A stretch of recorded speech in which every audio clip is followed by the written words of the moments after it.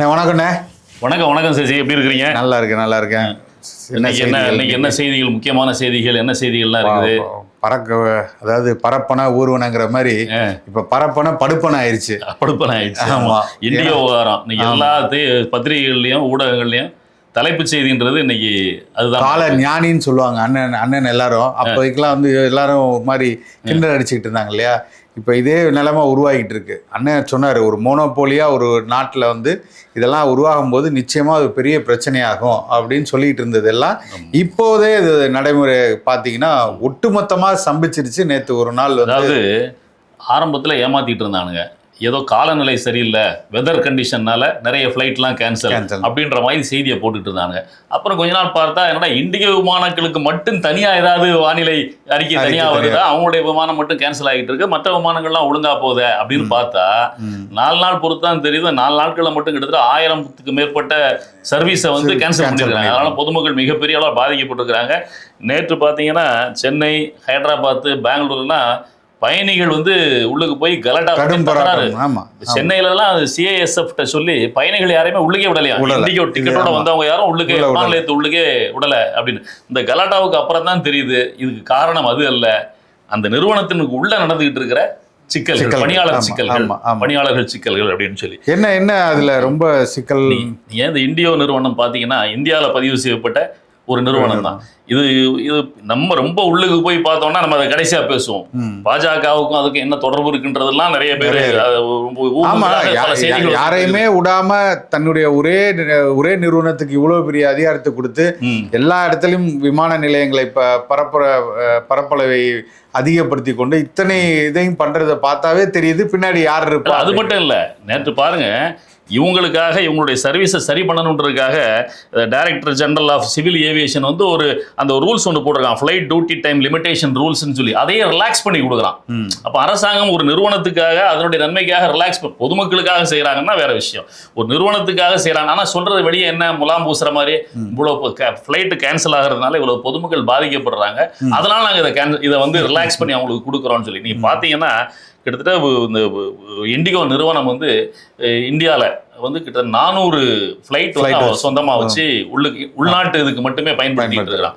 கிட்டத்தட்ட அவன் பார்த்தீங்கன்னா 2300 டெய்லி சர்வீஸ் கொடுக்குறான். இந்தியாவில் மிகப்பெரிய நிறுவனம் அதுதான். நீங்க பாத்துக்கணும் 2300 நீ விமானத்தை பயன்படுத்துற எண்ணிக்கை இந்தியாவுடைய மக்கள் தொகையோடு ஒப்பிட்டு பார்க்கும் போது குறைவுதான். அதுல 2300 சர்வீஸ இண்டிகோ நிறுவனம் மட்டும் கொடுக்குது. ஒரு விமானத்தில் போகக்கூடிய 10 பேர்ல 6 பேர் இண்டிகோல போறாங்க, புள்ளி விவரம் சொல்லுது. அப்போ இவ்வளவு விமான சர்வீஸ் அங்க பயன்படுத்துறான் அப்படின்னா அரசாங்கத்தினுடைய உதவி இல்லாம பயன்படுத்த முடியாது. ரைட், ஓகே, பயன்படுத்திட்டோம். ஆனா இந்த சர்வீஸை வாங்குறத அரசாங்கம் ஒழுங்கா வாங்கணும்ல. நீங்க பாத்தீங்கன்னா 2300 சர்வீஸ் கொடுக்குறான்னா அதுக்கு எவ்வளவு பணியாளர்கள் இருக்கணும், எவ்வளவு பைலட் இருக்கணும், எவ்வளவு கேப்டன் இருக்கணும்னு பார்த்தா அவனுக்கு வந்து அதாவது குறைந்தபட்ச தேவை அப்படின்னு கேப்டன் பார்த்தா 2422 கேப்டன் இருந்தாதான் இவ்வளவு சர்வீஸை இவ்வளவு விமானங்களை வைத்து இயக்க முடியும். ஆனா அவன்கிட்ட இருக்கிறது பாத்தீங்கன்னா 2357 கேப்டன் தான் வச்சிருக்கான். இதுலயும் அந்த கேப்டன்கள் எத்தனை முறை ஏறி இறங்கணும், லேண்டிங் எத்தனை, இதெல்லாம் அதெல்லாம் இருக்கு. அதாவது இப்ப என்ன சொல்றான், ஒரு நாளைக்கு 2 முறை தான் லேண்டிங் பைலட்டு கொடுக்கணும் அப்படின்னு சொல்லி. அப்பதான் அவங்களுடைய வேலைப்படு வந்து சரியாக இருக்குன்றது. ஆனா இதை டபுள் ஆக்கி இண்டிகோ இது நாள் வரைக்கும் ஒவ்வொரு பைலட்டும் 4 லேண்டிங் அவங்க பண்ணணும் அப்படின்னு அவங்கள வேலை வாங்கிட்டு இருந்திருக்கான். அப்படி யோசித்து பாருங்க. அப்போ நீங்க வந்து இவ்வளவு குறைவான பணியாளர்களை வைத்து கொண்டு ஒரு இது வந்து சாலையில போறது இல்ல, நினைச்சா வாகனத்தை ஓரங்கட்டி சாலையை வாண்டி. நம்ம வந்து ஆம்னி பேருந்துகள்ல பயணம் செய்யறோம்.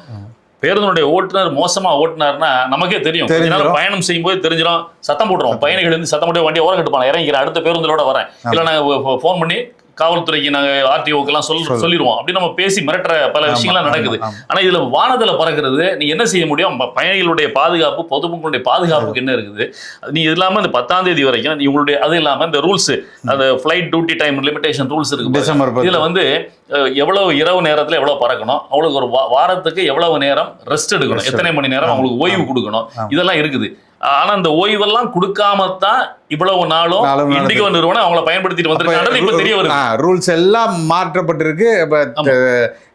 என்ன சொல்றது, அதெல்லாம் வந்து தவிர்க்கப்பட்டிருக்கு. அதை எதுவுமே ஃபாலோ பண்ணல, வயலேட் பண்ணிருக்காங்க. வயலேஷன் தான் அது. ஆமா, என்னைக்கு அந்த என்னைக்கு இந்த சட்டத்தை director general of civil aviation வந்து இம்ப்ளிமெண்ட் பண்றானோ அதுக்கு அப்புறம் தான் இவனுக்கு ஸ்ட்ரிக்டா இம்ப்ளிமெண்ட் பண்ணதுக்கு அப்புறம் தான் இவ்வளவு சேவைகளை அவனால கொடுக்க முடியாம போகுது. அப்ப இவ்வளவு நாளும் அவன் வந்து அவங்கள ஏதோ ஒரு இடத்துல ஊழியர்களை புளிஞ்சு எடுத்து அவங்களுக்கு எந்த விதமான ஓய்வும் கொடுக்காம அவங்கள வேலை வாங்கிட்டு இருந்திருக்கான். அப்போ இது வந்து பாருங்க, இப்போ என்ன பண்றாங்க, அரசு civil aviation director of civil aviation என்ன பண்றாங்க, அந்த ரூல்ஸை வந்து 10ஆம் தேதி வரைக்கும் அவங்களுக்காக ரிலாக்ஸ் பண்றான். நீ அப்படியே வேலை வாங்கிக்கோ, எத்தனை மணி நேரம்னாலும் அவங்கள வேலை வாங்கிக்கோ, சர்வீஸை ஒழுங்கா அப்படின்னு. பொதுமக்கள் வந்து பயணம் செய்ய முடியல, அதனால பிரச்சனை வருதுன்றதுனால நீ செய்யறிய, விபத்து ஏற்பட்டா அதுக்கு யாரு பொறுப்பேற்பது? நீ பயணம் செய்யாம இருக்கிறது இன்னும் ஆபத்து இல்ல. பயணம் செய்யாம இருந்தா கூட அவன் வேற ஏதாவது வழியில கூட தாமதமாக கூட ஒரு இடத்துக்கு போய் சேர முடியும்.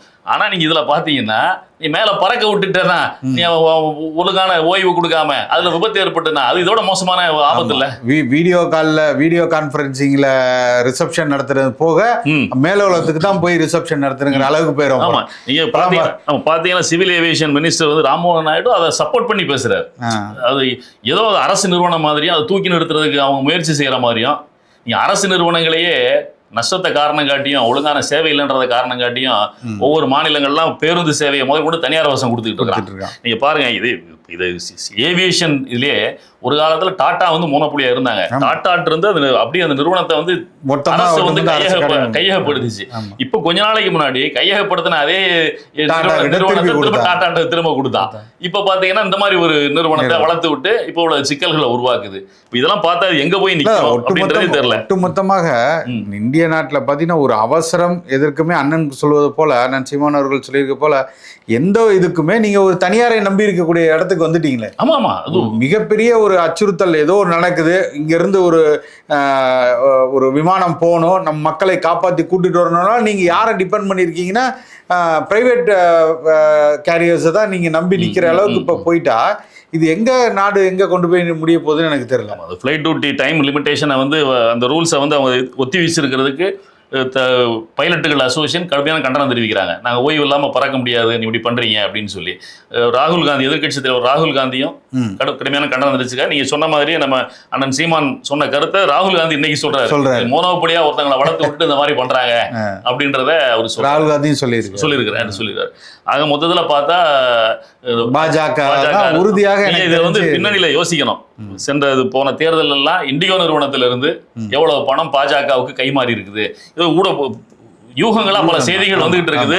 ஆத்தென்டிகேட்டடா நம்ம வந்து தெரிஞ்சுக்கணும். மிகப்பெரிய அளவுல பாஜகவுக்கு இந்த இண்டிகோ நிறுவனம் பின்புலமாக இருந்திருக்கிறது அப்படின்னு சொல்றாங்க. மிகப்பெரிய அளவுல ஃபண்டிங் எல்லாம் பண்ணியிருக்காங்க. அதனாலதான் அவளை மோனோபோலியா வளர்த்து விடுற வேலையை செஞ்சுக்கிட்டு இருக்காங்கன்னு. இதுல வந்து ஆந்திராவுக்கும் அது பங்கு இருக்குது அப்படின்னு சொல்றாங்க. நம்ம நாயுடுவுக்கும் இதுல பங்கு இருக்குது. ஆமா, ஏன்னா அதனாலதான் சிவில் ஏவியேஷன் மினிஸ்டர் இவரை கேட்டு வாங்கினாங்க அப்படின்னு சொல்லி சொல்றாங்க. அதனால இதுல உள்ள பின்புலத்தை கண்டிப்பாக பொதுமக்களுடைய எவ்வளவு பெரிய ஆபத்தான ஒரு வேலையை பாஜக அரசு பின்னணியிலிருந்து இவங்களை வந்து எந்த ஒரு வளையத்துக்குள்ளும் கொண்டு வராமல் இப்படி ஒரு தனியார் நிறுவனத்துக்கு ஒட்டுமொத்தமாக கொடுத்து பல பேரின் உயிரை வந்து பறிக்கக்கூடிய ஒரு இடத்துல கொண்டு வந்து நிறுத்தியிருக்குங்கிறது உண்மையிலே கவலைப்பட வேண்டிய விஷயம்தான். இது எப்படி இதை கண்டிப்பா இது வந்து அரசு கவனத்துல கொள்ளணும். இதை வந்து மோனோபோலியா இருக்கிறது அப்படின்றத ஒழிச்சு இதை வந்து பல நிறுவனங்களுக்கும் வாய்ப்பு கொடுக்கும். ஒரு போட்டி இருந்தா நீங்க சொன்ன மாதிரி நாளைக்கு இவங்களே மோனோபோலியா இருந்துட்டு இன்னைக்கு வந்து மிக கம்மியான விலையில தான் இண்டிகோ கூட்டு போயிட்டு இருக்காங்க. அதை நம்ம பார்க்கிறோம். ஆனா ஒரு சில இடத்துல வந்து அவங்களே நிர்ணயிக்க கூட கம்மியான விலை எப்படி இருக்குங்கன்னா, இப்போ ஒரு வாரத்துக்கு முன்னாடி டிமாண்ட் அண்ட் சப்ளை மாதிரி ஒரு நாளைக்கு முன்னாடி 2 நாளைக்கு முன்னாடினா நீங்க 25,000 வரைக்கும் போறதுக்குலாம் வாய்ப்பு இருக்கு. மதுரைக்கான டிக்கெட்டு 3000 ரூபால இருக்கும், ஒரு சில நேரம் 20,000 ரூபா வரைக்கும் போறது கூட வாய்ப்பு. சொன்னோடதான் நினைவு வருது, நேற்று நான் கோயம்புத்தூர் போலான்னு திட்டமிட்டேன். ஏன்னா நாம் தமிழர் தொழிற்சங்க பேரவனுடைய மாநில இணை செயலாளராக இருந்த ஒருவர் தவறி போயிட்டார். அது போகலாம் அப்படின்னு சொல்லி பார்க்கும்பொழுது டிக்கெட்டை பார்த்தா 42,000 ரூபான்னு சொல்றான். அப்பா, அப்போ இந்த இண்டிகோனுடைய பிரச்சனையினால மற்ற விமான நிறுவனங்கள் அவர்களுடைய விமான டிக்கெட்டுடைய மதிப்பை வந்து மிக கடுமையாக கூட்டிடுறாங்க. இதையும் அரசு வந்து ஒரு கட்டுப்பாட்டுள்ள கொண்டு வரதுக்கு செய்யணும். டிமாண்டை வச்சுக்கிட்டு இதை விலையை ஏற்றுவதுன்றது இந்த ஆம்னி பஸ் வந்து சமயத்துல தீபாவளி சமயத்துல ஏற்றுறதுக்கு இணையானதுதான். இன்னைக்கு வந்து பிளைட்டை உள்ளூர்ல சேவையை, விமான சேவையை இன்னைக்கு எல்லா மக்களும் பயன்படுத்த ஆரம்பிச்சாங்க. அவசர தேவை நிறுவனங்களை சார்ந்தவர்கள் ரெகுலரா பயன்படுத்தினா கூட மிக சாதாரண மக்கள் அதிகமா இருக்கு. மிக சாதாரண மக்கள் மிக அவசரம், ஒரு சாவு, முக்கியமான ஒரு நிகழ்வு, திடீர்னு போக வேண்டிய தேவை ஏற்படுகிறது அப்படின்னா உடனே விமானத்தை நாடுற சூழல் உருவாயிடுச்சு. அவங்களுக்கு இந்த மாதிரி கட்டுப்பாடுகள் இல்லாத ஒரு விலை நிர்ணயம் அப்படின்ற டிமாண்ட் சப்ளையை வச்சுக்கிட்டு அந்த விலையை நிர்ணயம் பண்றதுன்றது அது மக்களை வந்து கொடுமைப்படுத்துவதற்கு சமம். அதனால இதுலயும் அரசு தலையிடணும், தலையிட்டு அதை சரி பண்ணணும் அப்படின்றது நம்முடையது. அடுத்து வந்து நீங்க சொன்ன மாதிரி நீங்க 3-4 நாட்களாக தொடர்ந்து 1ஆம் தேதியிலிருந்து தமிழகத்தை ஆட்டி படைச்சிட்டு இருக்கிறது விட மாட்டேன்னு நினைக்கிறேன். இப்ப அண்ணாமலை நேரா உள்ள இறங்கி இருக்காரு போல. நேத்துல இருந்து அவர் கொடுக்குற விளக்கெல்லாம் பார்க்கும்போது அண்ணாமலை மட்டும் இல்ல, ஆந்திரால இருந்தெல்லாம் ஆளை இறக்குறாங்களே, இது என்னது எனக்கு புரியல. அதுதான் பாருங்க, பவன் கல்யாண் வந்து ஒரு அறிக்கை வெளியிட்டு இருக்கிறாரு. இந்துக்களின் மரபுகளையும் சடங்குகளையும் கேலி தமிழகத்தில் வழக்கமாக அவனுக்கு ஊரை தவிர வேற இந்த ஊருக்கு வந்துதான் பண்ணணுமா? ஊர்ல இருக்கிற பிரச்சனை எல்லாம் பார்க்க மாட்டானாமா? இல்ல ஒண்ணு சினிமாவில் இருக்கிற பிரச்சனை என்னன்னா இதுல அடிப்படையில நம்ம என்ன பார்க்க வேண்டியிருக்குன்னா, இந்து மரபுன்றதே இது கிடையாது. கார்த்திகைன்றது தமிழர்கள் மரபு. அதான் சொல்றேன். நீங்க வந்து இந்து மரபுனா இந்து மரபுனா இந்தியா முழுவதும் அந்த தீபமேற்ற பழக்கம் இருக்கணும். தமிழ்நாட்டுல மட்டும்தான் இருக்குது, தமிழ்நாட்டுல மட்டும்தான் இருக்குது. அப்ப தமிழர்களுடைய பழக்கம் தான் இது. முருக கடவுள் தமிழர்களுடைய கடவுள். நீ அதை வேற பேர்ல நீ வெளியே எடுத்துட்டு போய் வச்சுக்கிட்டு இருக்கிறே தவிர முருக கடவுள் தமிழர்களுடைய கடவுள். நீ உங்க ஊர்ல ஒரு தடவை வந்து காவடி எடுத்து ஆடு, பண்ணு, அழகு குத்தி பண்ணு, அப்ப நீ முருகனுக்கு விழா எடு. அப்ப நீ வந்து சம்பந்தமே இல்லாம தமிழர்களுடைய பிரச்சனையில தலையிடுறதுக்கு நீ யாரு? இதை ஏற்கனவே அனுமதிச்சதே தவறு. நீங்க இந்த நீதிமன்றம் வந்து நீதிமன்றத்தினுடைய உத்தரவை இவர்கள் நடைமுறைப்படுத்தவில்லை அப்படின்றத சொல்லி சங்கிகள் பல இடங்கள்ல பேசிட்டு இருக்காங்க.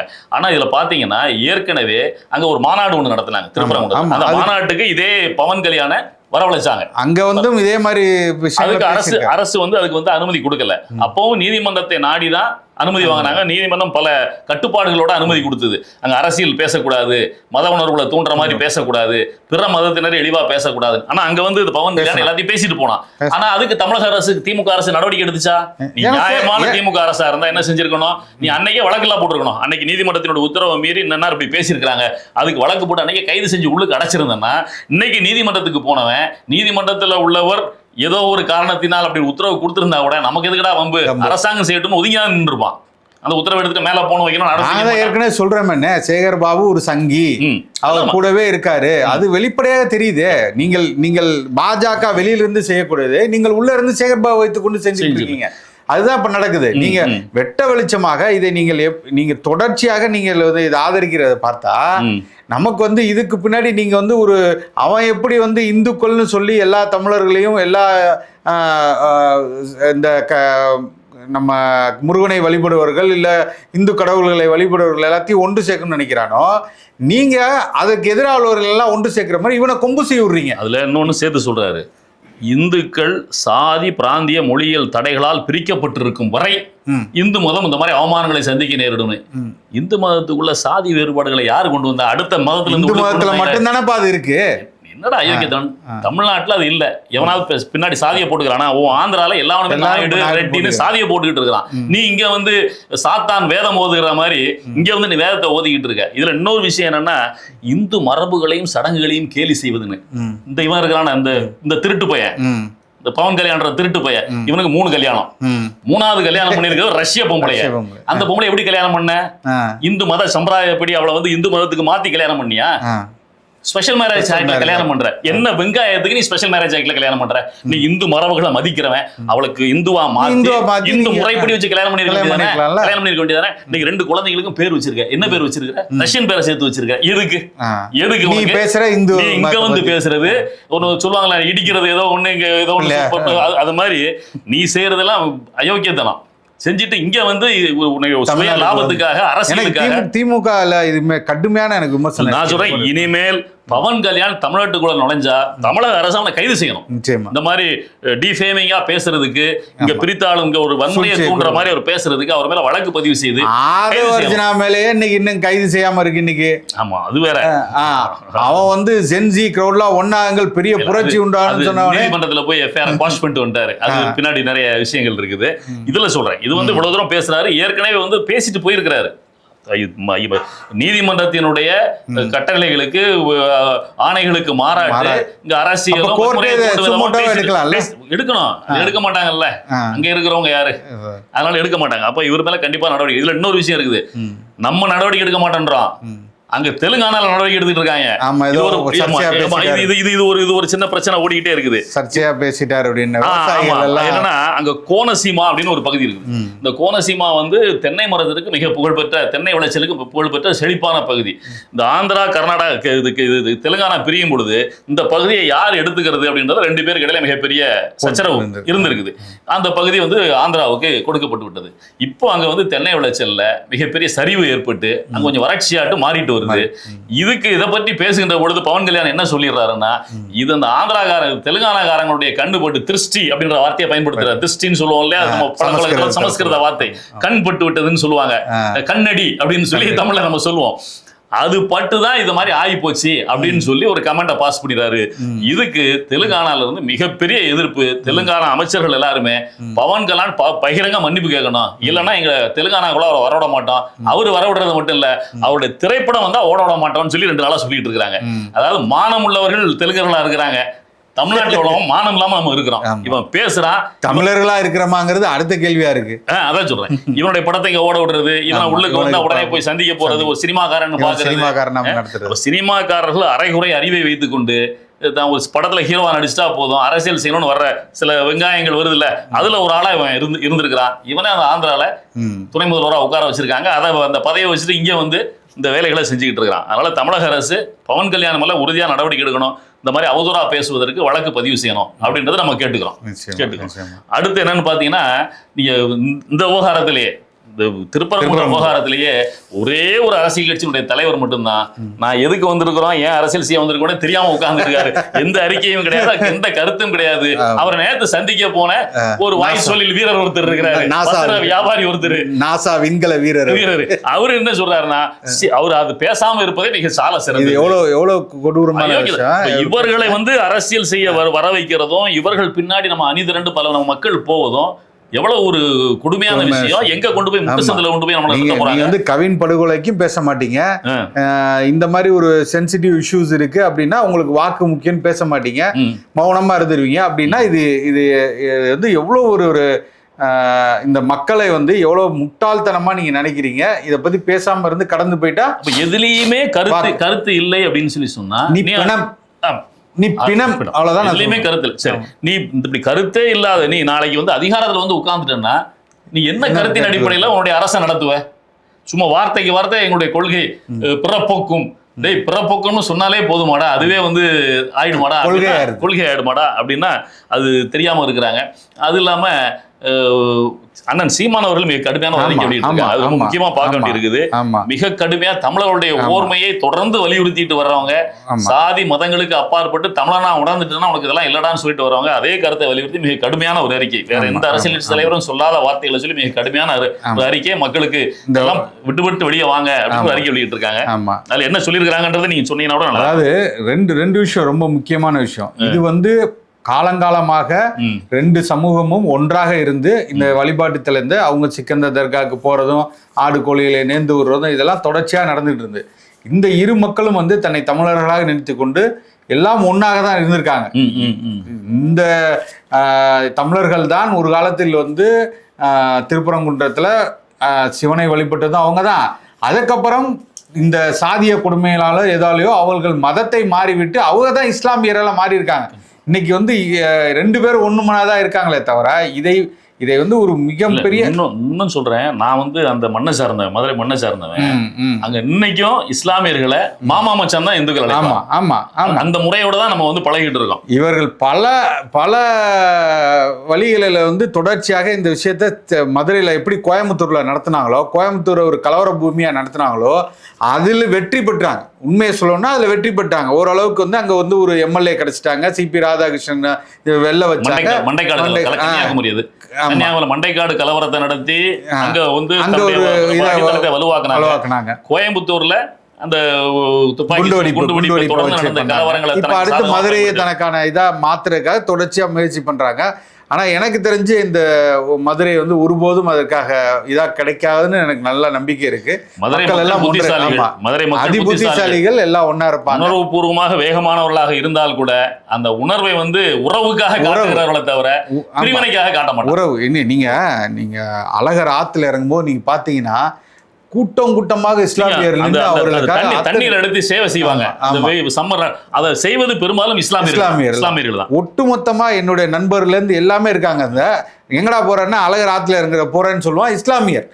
அவ்வளவு ஒன்னா நின்று எல்லாம் வந்து அந்த அந்த திருவிழாவை மிகப்பெரிய அளவில் கொண்டாடுறவங்க தான் மதுரை மக்களே தவிர இவர்கள் செய்யக்கூடிய சூழ்ச்சிகளுக்கு ஒரு நாளும் இரையாக மாட்டார்கள். அது அடுத்த முக்கியமான செய்தி, காங்கிரஸ் திமுக கூட்டணி என்ன ஆகும் அப்படின்றது இன்னைக்கு பெரிய பேசு பொருளா போயிட்டு இருக்கு. இந்த பிரவீன் சக்கரவர்த்தி சொல்லி ஒருத்தர் வந்து போய் விஜயை சந்திச்சுட்டு வந்தது இல்ல, ஆனா சந்தித்தது உண்மைதான் அப்படின்னு சொல்லிட்டு போறாரு. எப்படி பீகாரில் நான் வென்று காட்டினோமோ காங்கிரஸ், அதே போல இங்கேயும் ஸ்டார்ட்.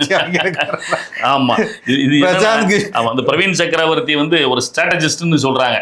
இவர் வந்து சசி தரூரை வந்து ஒரு இடத்துல வச்சிருந்தாங்க, இன்டெலெக்சுவல் டீமினுடைய ஹெட்டா அங்க வச்சிருந்தாங்க. அந்த இடத்துல இருந்து அவரை ரீப்ளேஸ் பண்ணிட்டு இப்போ பிரவீன் சக்கரவர்த்தியை அந்த இடத்துல வச்சிருக்காங்க. சென்ற தேர்தலே ஒரு மயிலாடுதுறையில போட்டிடுறதுக்காக மிகப்பெரிய காய் நகர்த்தல்கள் எல்லாம் பண்ணிட்டு இருந்தாரு.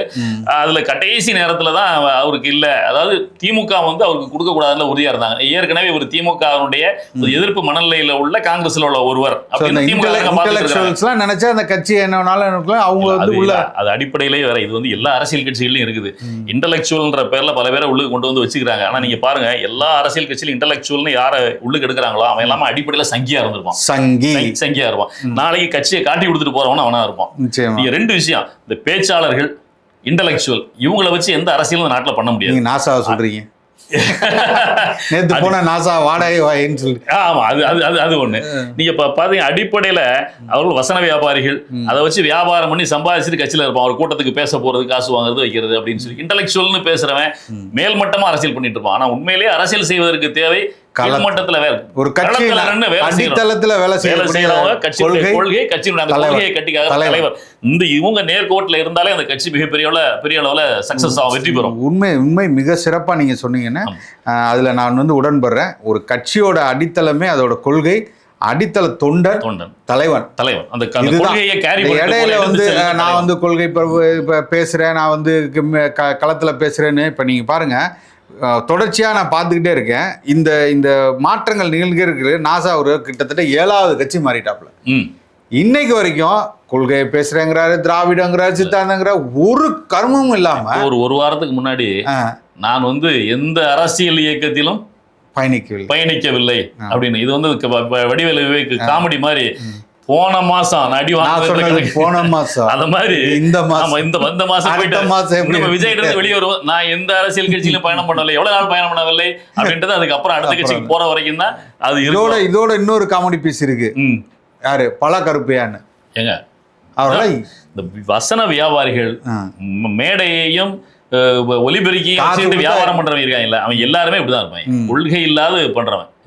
நீங்க வந்து தமிழ்நாட்டுல இவ்வளவு தொடர்ச்சியாக அண்ணன் சீமான் அவர்களை விமர்சித்து எந்த விதமான பின்புலமும் இல்லாம 1.1% ஓட்டுல ஆரம்பிச்சு 8% ஓட்டுல வந்து நின்று இன்னைக்கு ஒரு அங்கீகரிக்கப்பட்ட அரசியல் கட்சியா தலைவனாக எந்த ஒரு பின்புலமும் ஒரு தலைவனா நிக்கிற அவரை பத்தி இன்னைக்கு வந்து ஹிந்துல வந்து அவர் கேள்வி கேட்டா அங்க கொச்சையா பேசுறான். உனக்கு என்ன பின்புலம்? உன்னை பத்தி வா தனியா நின்று நீ வந்து உன்னுடைய கொள்கை என்னன்றத உன்னுடைய அண்ணன் பையனை கழுவி ஊத்திட்டு இருக்கான். இஸ்லாமியர்களை பத்தி புத்தகம் எழுதுவ, நீ அதை வெளியிடுறதுக்கு போவ, ஆனா வீட்டுக்குள்ள இஸ்லாமியர்களை சேர்ப்பியானா வீட்டுக்குள்ள இஸ்லாமியர்களை வரவிடாதன்னு சொல்லி அதுக்கு பெரிய பிரச்சனையே பண்ணிட்டு இருக்கிற.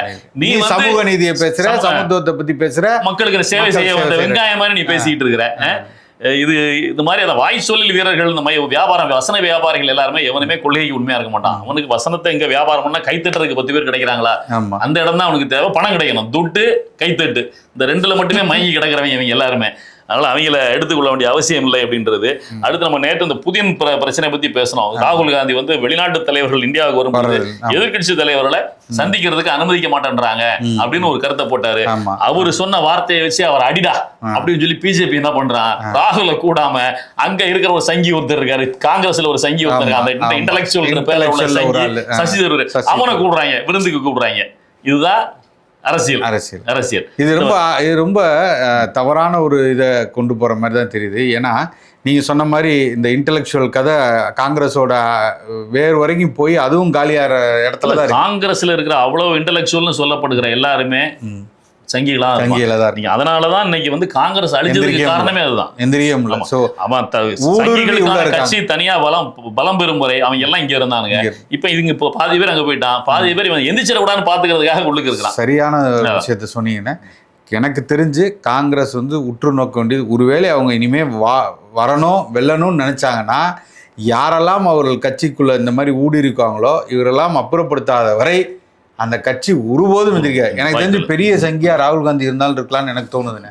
அவர் தான் நான் தான் கவுல் பிராமணன் பாத்துக்கோங்க அப்படின்னு பூணல் எடுத்து அதனால சொன்னேன், கட்சியோட முக்கியமான ஆளே பெரிய சங்கியா இருப்பாரு போல, தயவுசெய்து அவரை தூக்குனாதான் இந்த கட்சி காங்கிரஸ் அடுத்த அளவுக்கு வருங்கிற அளவுக்கு தான் போரு.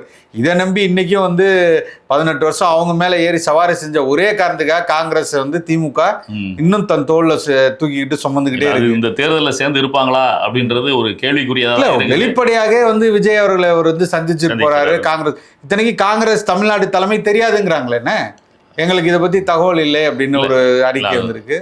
முன்னாடியே சட்டமன்ற தலைவராக காங்கிரஸ் தலைவராக இருக்கின்ற கன்னியாகுமரியை சார்ந்த சட்டமன்ற உறுப்பினர் வந்து ஏற்கனவே பேசிட்டார், நாங்கள் இந்த முறை அதிகாரத்தில் பங்கு இல்லாமல் கூட்டணிக்கு போக மாட்டோம். அந்த குரல்கள் அழகிரி பேசினாரு. இந்த மாதிரி பல குரல்கள் ஏற்கனவே ஒலிச்சிட்டு தான் இருக்கு. அதுக்கு பின்னாடிலாம் அந்த சக்கரவர்த்தி இவர் தான் இருக்கிறார் அப்படின்றதும் இப்ப சொல்லப்படுகிறது. ஆனா இது பீகார் தேர்தலுக்கு முன்பா பீகார் தேர்தலுக்கு முன்பு, பீகார் தேர்தலுக்கு பின்பு அமைதியா இருக்காங்க. ஆனா பீகார் தேர்தலுக்கு பின்பு தானே இவர் போய் சந்திச்சிருக்கிறார் நேற்று. இது ஒரு விஷயம். இது இல்லாம இன்னொன்னு பாண்டிச்சேரியில 400 ரவுடி தான் காட்டிக்கிறேக்கா ஒண்ணுமே இல்லையே. இன்னொன்னு பாண்டிச்சேரியில தன்னுடைய ரோட் ஷோ நடத்துறதுக்காக விஜய் புசி ஆனந்த் அனுப்பிச்சு, அங்குள்ள பிரபல எம்எல்ஏ லட்சக்கணக்கான ஓட்டு வாங்கி வெற்றி பெற்ற புசி ஆனந்த் இருக்கிறார்ல, அவரை அனுப்பிச்சு ரங்கசாமியை போய் பல முறை சந்திக்க வைக்கிறார். 6 முறை போய் சந்திக்கிறாரு. 6 முறை சந்திக்கிறாரு. கடைசியில பொதுக்கூட்டம் தான் சொல்லிட்டு ஒரு பொதுக்கூட்டத்துக்கு அனுமதி கொடுக்குறாங்க. அதுக்கு போட்டிருக்க கண்டிஷனை பார்த்தா பொதுக்கூட்டமே தேவையில்லடான்னு சொல்லிட்டு போற அளவுக்கு கண்டிஷன் போடுறாங்க.